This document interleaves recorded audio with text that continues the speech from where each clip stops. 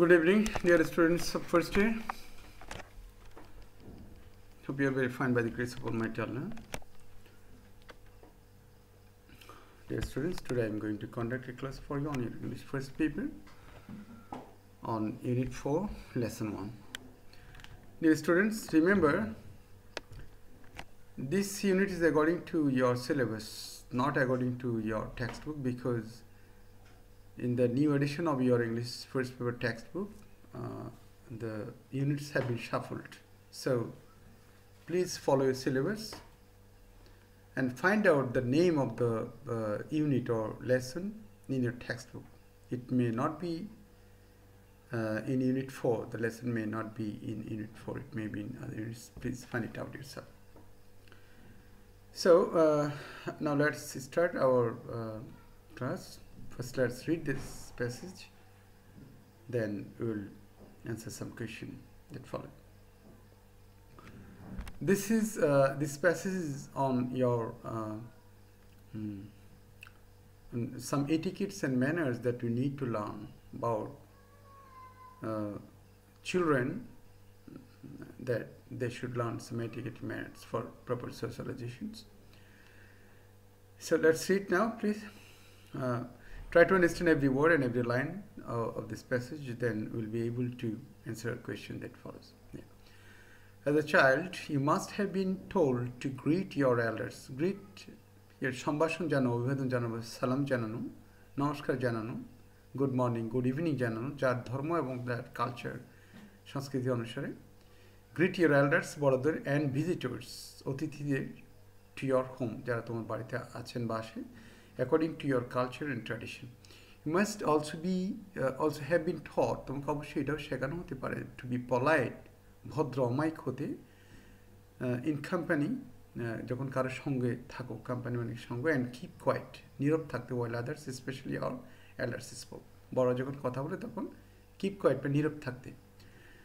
Possibly, সম্ভবত, you at times grudged, মানে খুব বিরক্ত হয়েছে, রাগ দেখিয়েছে, such schooling.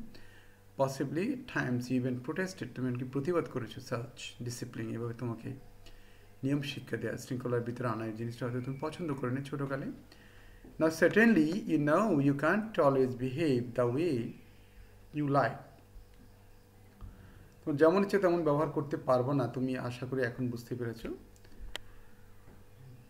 There are rules, especially in the presence of others, বিশেষ করে অন্যের উপস্থিতিতে তুমি যেমন ইচ্ছে তেমন ব্যবহার করতে পারবো না। There are rules of behavior you have to follow. Rules of behavior, আচরণের কিছু নিয়ম আছে যেগুলি তোমাদের অনুসরণ করতে হবে, you have to follow in a company, কারোর সঙ্গে থাকলে। We are social being, আমরা সামাজিক জীব, and have to consider, আমাদের কনসিডার করতে হবে, এটা বিবেচনা রাখতে হবে, the effect of our behavior, আমরা আচরণ করলে তার ইফেক্টটা কি হবে, on others, অন্যের উপরে, even if, এমনকি we are at home, আমরা যদি বাড়িতে থাকি, and dealing with our family members, এবং আমাদের পরিবারের সদস্যদের সাথে ডিল করি, তাদের সাথে করি, আমাদের আচরণ সম্পর্কে খুব সচেতন হতে, সতর্ক থাকতে হবে। We have two terms to describe our social behavior. সামাজিক আচরণ বর্ণনা করার জন্য দুটো টার্মস আছে, এই দুটো হচ্ছে এটিকেট একটা, আরেকটা হচ্ছে manners. Etiquette is a French word and it means the rules of correct behavior in a society. The word manner means the behavior that is considered to be polite in a particular society or culture.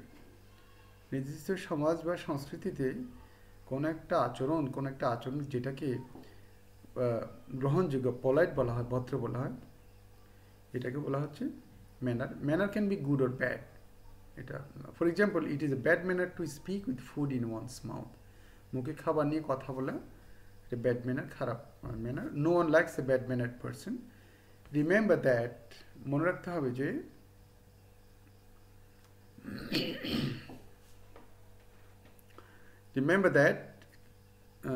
etiquette and manner vary from culture to culture and from society to society. এক সমাজ থেকে এক সমাজে আর culture থেকে আর কালচারে এই etiquette এবং manner ভিন্ন ভিন্ন হয়। We learn etiquette and manner from our parents, families and various institutions such as schools, colleges or professional bodies. এদের থেকে আমরা এটিকেট এবং ম্যানার শিখি। There are rules of behavior for all kinds of social occasions and it is important to learn them and practice them in everyday life. প্রত্যেকটা সামাজিক অনুষ্ঠান বা যে কোনো কিছুর জন্য ভিন্ন ভিন্ন এটিকেট ম্যানার আছে এবং সেটা আমাদের খুবই গুরুত্বপূর্ণ। আমরা এগুলো আমাদের জন্য আমরা যাতে এগুলো শিখি। The manners that are correct in wedding reception, বিয়ের পার্টিতে যে আচরণটা কারেক্ট সঠিক, will not do in a debating club. ওই আচরণ ডিবেটিং ক্লাব চলবে না। Therefore we have to be careful about etiquette and manners. আমাদের এটা নিয়ে এটিকেট ম্যানার সম্পর্কে খুব সতর্ক হতে হবে। We know how important it is to say please and thank you in everyday life. প্রতিদিনকার জীবনে আমরা এই ভদ্রতা সূচক এক্সপ্রেশনগুলো যেমন প্লিজ, থ্যাংক ইউ ইত্যাদি, এইগুলো কত ইম্পর্টেন্ট দৈনন্দিন জীবনে আমরা জানি। A few more polite expressions such as pardon me, excuse me, may I, are bound to make your day smooth and pleasant. আমাদের দিনকে আরও খুবই সুন্দর করবে, প্লেজেন্ট করবে, আনন্দদায়ক করবে যদি আমরা এই জিনিসগুলো ব্যবহার করি। সো আশা করি তোমরা বুঝতে পেরেছো। এই পর্যন্ত প্রত্যেকটা শব্দের উপর জোর দেবা, এই যে টিকেট বানানগুলো দেখবা ইত্যাদি, যেমন এরকম আর কোন কোনটার শব্দের অর্থ জানো, লাইনের অর্থ জানো না, সেটা ক্লিয়ার করবা। আর তোমার বইতে এটার অনুবাদও দেওয়া আছে, ভালো করে শিখে নেবা, তাহলে পরবর্তী এক্সারসাইজগুলো করতে ভালো সুবিধা হবে। এরপর দ্বিতীয় এক্সারসাইজ যাই। এখানে আমরা দেখতে পাচ্ছি কি এমসিকিউ কোয়েশ্চেন, আমরা এখন এগুলো শিখবো। What does greet in the passage refer to? The word greet in the passage refer to welcome. রিবিক মানে বৎসনা করা। প্রত্যেকটা শব্দের অর্থ শিখে রাখবে প্লিজ, আমি সময়ের স্বল্পতার কারণে সবগুলো বলতে পারতেছি না। What does grudge in the passage refer to? grudge, resent, মানে অপছন্দ করা, বিরক্ত হওয়া, resent. What does the word tradition in the passage refer to? Tradition হচ্ছে convention, প্রথা, প্রচলিত একটা system. What does the word polite in the passage refer to? The, polite means courteous, মানে ভদ্র। What does the word bound in the passage refer to? Bound means responsible, দায়ী। আচ্ছা, এগুলো এরপর আমরা শর্ট কোয়েশ্চেন 5টা আছে, এগুলো একটু দেখি। আমি এখানে নমুনা অ্যান্সারগুলো দিয়ে দিয়েছি, তোমরা যারা ইংরেজিতে দখল আছে তোমাদের, তারা নিজের চেষ্টা করবে আর সুন্দর করে বা আরও ডিটেলস অ্যান্সার লেখার জন্য, বাট অতিরিক্ত না। অ্যান্সার দ্য ফলোইং কোয়েশ্চেন্স, এখানে 5টা কোয়েশ্চেন থাকে, শর্ট কোয়েশ্চেন। প্রত্যেকটা এক্সারসাইজে এই 5টা কোয়েশ্চেন আমরা নিজেদের ল্যাঙ্গুয়েজে দেওয়ার চেষ্টা করব, এটা খুবই গুরুত্বপূর্ণ। What have you been told as a child to do your elders and visitors to your home? যে তোমার বাড়িতে আসা যে বড়জন, অতিথি এবং বড়জন, এদের প্রতি তোমার কী করতে বলা হয়েছে? As a child, I have been told to greet my elders and visitors to my home. আমার বাড়িতে যে বড়রা আসে এবং বাড়ির যে অতিথি, তাদেরকে আমার গ্রিট বা সম্ভাষণ, সালাম, নমস্কার, অভিবাদন, গুড মর্নিং, গুড ইভিনিং ইত্যাদি যার কালচার অনুসারে বলতে বলা হয়েছে। Why are the expressions such as pardon me, excuse me, may I important for us? These expressions are important because they make our day smooth and pleasant. Very easy. আমাদের দিনকে সুন্দর করে, কোমল করে। Why shouldn't we always behave as we like or want? আমরা যেমন ইচ্ছে তেমন ব্যবহার আমরা সবসময় করতে পারি না কেন? We cannot always behave as we like or want because we live in the society. আমরা একটা সমাজে বাস করি, আমাদের আচার আচরণ সম্পর্কে অন্যের উপর কি ইফেক্ট, এটা আরেকজন এফেক্টেড হচ্ছে কি না সেটা আমাদের দেখতে হবে, এটির ইফেক্টটা কী। এই জন্য আমাদের এই ব্যাপারে সতর্ক হতে হবে, আমরা এই জন্য যেমন ইচ্ছে তেমন আচরণ করতে পারি না সমাজে।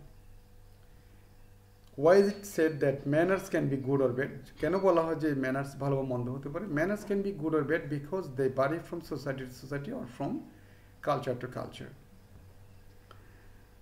Why should we be careful regarding etiquette and manners? Etiquette manners সম্পর্কে আমাদের সতর্ক হতে হবে কেন? We have to be careful regarding etiquette and manner, regarding মানে সম্পর্কে, manners, because they are vary from, তারা ভিন্ন ভিন্ন পরিবর্তিত হয় from society to society or from culture to culture. অর্থাৎ একটা মূল্যবোধ এখানে একরকম আর সমাজ একরকম, মুসলিম সমাজ একরকম বা সেটা অন্য একটা সমাজ আর একরকম, এরকম বা বাংলাদেশে একটা এক ধরনের জিনিস যেটা এখানে আমরা স্বাভাবিকভাবে গ্রহণ করি, সেটা হয়তো অন্য দেশে সেটা গ্রহণ করবে না, এইগুলাই। So dear student, I'm sure you have understood this passage. Please practice it well.